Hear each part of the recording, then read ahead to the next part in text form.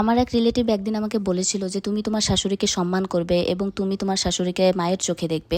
তো আমি তখন তাকে বলেছিলাম যে আমি আমার শাশুড়িকে অবশ্যই সম্মান করব, বাট আমি কখনোই তাকে আমার মায়ের জায়গাটা দিতে পারবো না, তাকে আমি আমার শাশুড়ির চোখেই দেখব।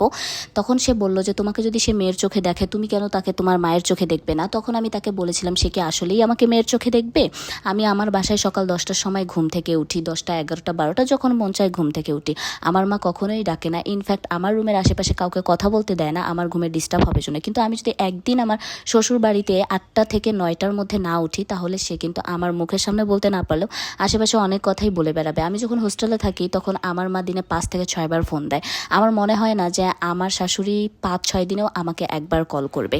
তো আমি যখন বাসার মধ্যে থেকে অভিমান করি, আমার মায়ের সঙ্গে মান অভিমান থাকায় আমি যদি একবেলার খাবার না খাই তাহলে আমার মা বারবার এসে বলবে যে তুমি খাও, তুমি না খেলে আমার খেতে ইচ্ছে করে না।